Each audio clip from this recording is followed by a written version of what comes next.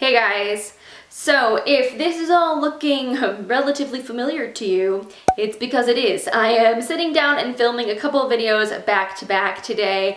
I am in a little bit more of a chatty, relaxed space because I am just going to be sharing some thoughts, kind of rambling, chatting beauty as per the usual, and I just wanted to be comfy, and I'm really liking this little space over here, but my love seat, it is quite nice. So hopefully you guys are enjoying it as well. If you're new to my channel and this is the first time you are seeing my face, my name is Lauren. I'm so happy to have you here. I post new videos every Monday, Wednesday, and Friday at 10 a.m. Eastern time, so I hope you'll subscribe, come back for more beauty goodness. I do tutorials and reviews and all that jazz, but today we're gonna just be having a little heart-to-heart chat about how I feel like a bad beauty blogger. So I started this series on my channel last week, and I shared the products that I, as a beauty blogger, feel vaguely ashamed to have never owned and never tried because they are so revered in the beauty community and everybody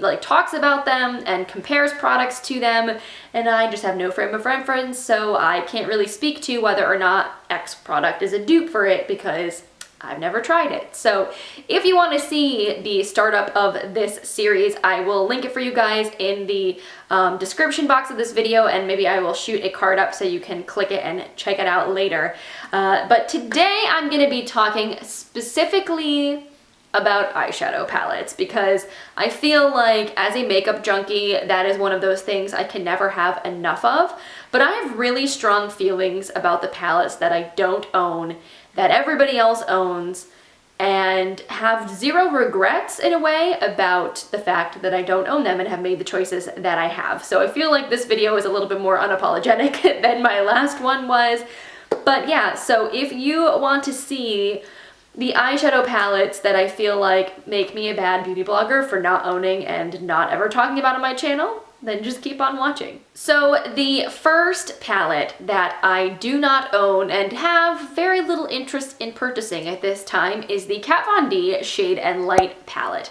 So this is a super popular eyeshadow palette, all of neutral shades. It's got basically all of the basic things you could possibly ever need in an eyeshadow palette, and it's basically all matte shades if I remember correctly, and there are like 3 sections of color that are kind of coordinated, so you can use each section together or you can kind of mix and match through the whole palette. People talk about how the formula is amazing, and I do know that Kat Von D makes amazing eyeshadows because I bought the metal matte palette at Christmas time, and this is kind of the reason why I have not purchased the Shade and Light palette, because this palette is incredible. It has a ton of mattes and it has a bunch of shimmery metallic finish foily eyeshadows, and to me this was so much more unique. I have a ton of neutral eyeshadows. I just don't really feel like I need the Shade and Light to create eyeshadow looks because I have very similar colors across other palettes, and neutrals are something I just don't need more of. Whereas this palette was super unique and interesting to me, and I've really enjoyed using it. So I felt like for me, this was the perfect foray into Kat Von D eyeshadows. I'm very pleased with this palette and this purchase, so I don't really feel like I'm missing out by not having Shade and Light. The next one is the Too Faced Chocolate Bar palette. So I actually don't own any of the Too Faced chocolate bars. The original, the semi-sweet, or the bonbons. I don't have any of those palettes. What I do have is the Too Faced Sweet Peach palette. And I just decided that for me, this was the one that seemed most interesting of the bunch. It has all of these really kind of pretty, it does have a lot of neutral shades, but it does have some nice pops of color. You have this really pretty purple, you have a green, you have these peachy shades, which I really like, and it smells like peach rings. This palette, it smells incredible, I'm not gonna lie. So I just sort of felt like the chocolate bars, they just didn't really pull me in. I've heard that the shadow formula is amazing, and if it's like the sweet peach formula is, then I'm sure that the shadows are great because these blend out really nicely. They're pigmented on the eyes. I've had no problem using this palette, and I've used it a ton. I feel like looking at it, it doesn't look like I've used it a lot, but I definitely have reached for it quite a bit. I feel like the shadows are pressed well enough that it's kind of hard, it takes a while to actually make a dent in any shadows because you don't need a lot of product to get full pigmentation on your eyes. So long story short, I don't really care that I don't own the Too Faced Chocolate Bar palettes. Like if someone was going to give them to me, it's not like I wouldn't be thankful to have that, but I don't really feel like I need to go out and spend my money on any of them because again, there are a lot of brown tones and a lot of shades that I have in other palettes. This one just was a little bit more interesting to me and I liked the whole peach thing, so I just feel like this completes my Too Faced collection. I'm good with this palette. This next one is funny because I have technically bought this palette, but not for myself. I bought it as a gift for my best friend because I knew that she didn't have a lot of eyeshadows in her collection and I thought it would be the perfect staple palette for somebody who is building up a makeup collection. I couldn't justify buying it for myself, so I didn't feel like buying it, but I wanted her to have it if I couldn't have it, if that makes any sense. And that is the original LORAC Pro Palette. So I do not own the LORAC Original Pro or the Pro 2, and I don't own any of the Mega Pro palettes. What I do own is the LORAC Pro 3 palette, which I bought last year when it went on sale. There was a basically like early release for Platinum members at Ulta, and I just decided that I wanted to review it, and I had always kind of wanted a LORAC Pro palette. I really liked the colors in this one, so I figured if I was going to make the splurge, I might as well just go for it. So this is what this palette looks like. It is very neutral, and this is one of the reasons why I felt like I don't need a chocolate bar palette. Like I already have this palette, which has a lot of neutral shades. It has a full row of mattes and a full row of shimmers, which is the same for all of the LORAC Pro palettes. This one just has a little bit more warm toned shades, although it does have a little bit of coolness here and there. I do really like this palette a lot. I feel like the shades can get a little bit muddy if you over blend them, so you have to be a little bit careful with how you apply these if you want them to really stand out and not kind of muddy together. But in general, I'm pretty pleased with this, and because I own this palette and everything else, I don't really feel like I need the original LORAC Pro palette, but I trust the formula to be very good because the shadows in this are great. They're very buttery and pigmented and easy to work with, and also this is a super thin palette, which makes it amazing to travel with. So I enjoy the LORAC Pros. I don't really feel like I need to get the original one. The next palette I do not own is the Tarte Tartelette palette or the Tarte Tartelette in Bloom palette. So these are palettes that again are totally raved about. So many people say that they are an amazing formulation of eyeshadow, and at some point I decided I did want to try out the Tarte formula, but I decided instead of getting one of the Tartelette palettes to get the Tarteist Pro palette. This one just really called to me with the shades. This one has 16 matte shadows, and it has all the craziness you can see in this giant mirror. So this has 16 matte shadows and then 4, it's supposed to be duochromatic shades. They are not duochromatic. Let's be serious. They are like having like a nice sort of metallic finish, but I don't see any duochrome pigments really going on there. Still, the formula of these eyeshadows is so nice. They are made with Amazonian clay, so they are a little bit more stiff, but they are very pigmented, and I don't find them to be difficult to blend at all. I feel like they stick to the eyes really well, and so you don't get a ton of fallout when you use these eyeshadows, and I really enjoy them.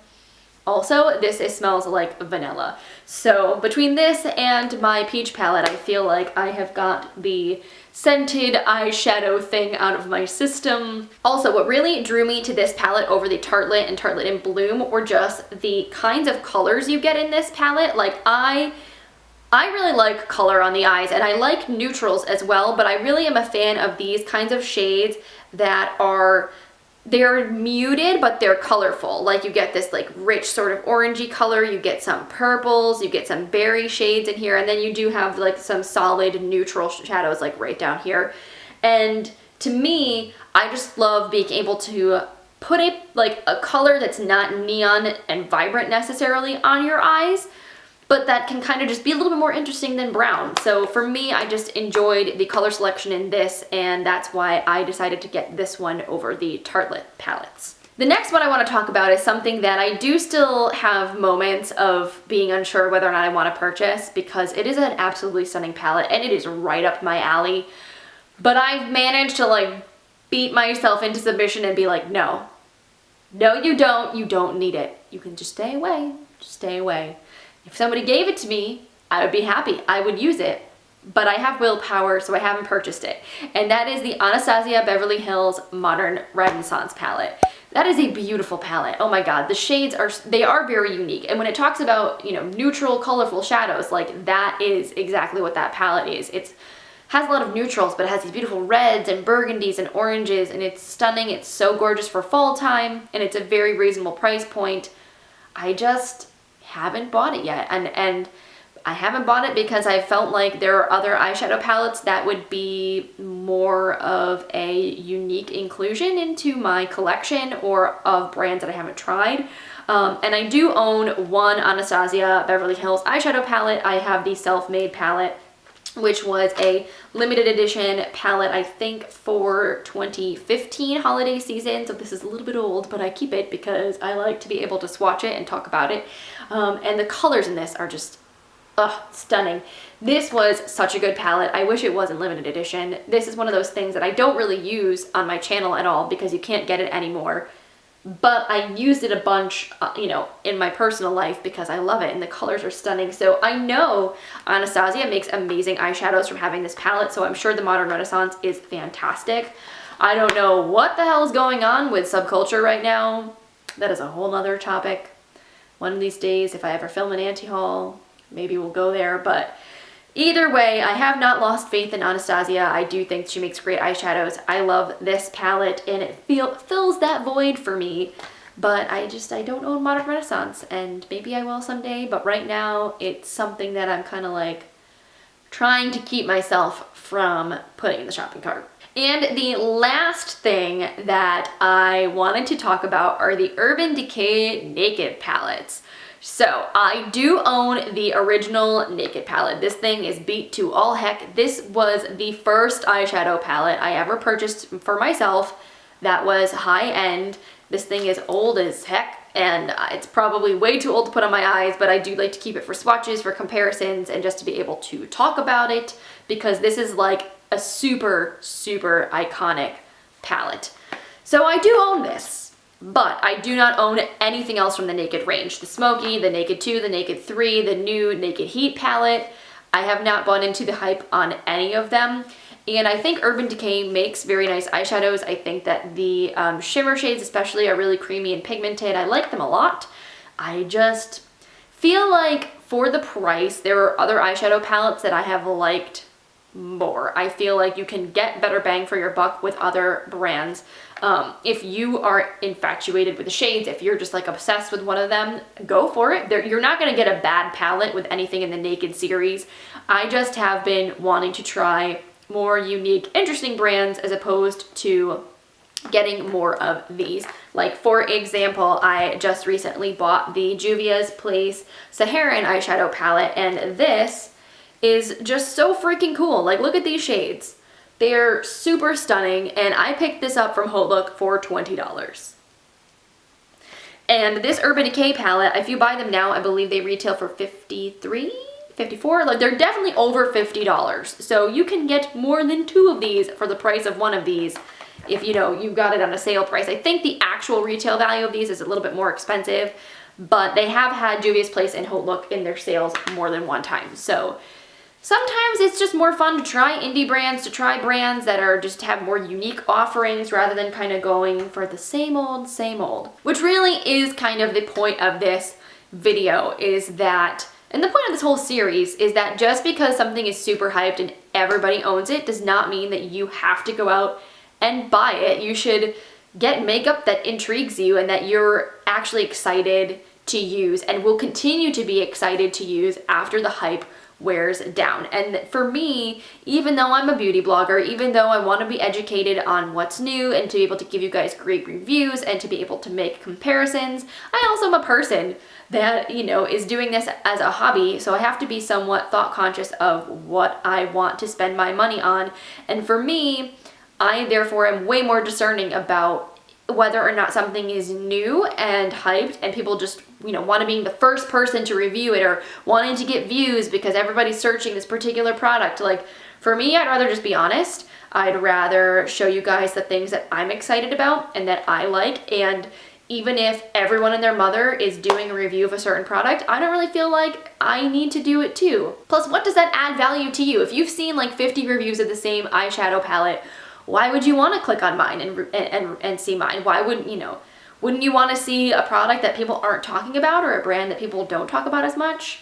I don't know. Let me know what your thoughts on that are. I would love to hear in the comments down below. So that's everything that I want to talk about today in this next chapter of my Bad Beauty Blogger series. If you enjoyed this video, please give it a thumbs up. I always really appreciate your support. And again, if you're new to my channel, I would love to have you subscribe, stick around for more content. You can click my face and in the end card at the end of this video or the subscribe button down below. I will be posting again, as I said before, every Monday, Wednesday, Friday at 10 a.m. Eastern time. So I hope you guys are having an amazing rest of your day. I hope you guys also don't feel super pressured because you're the last person on earth that doesn't own XYZ palette, because I'm probably right there with you.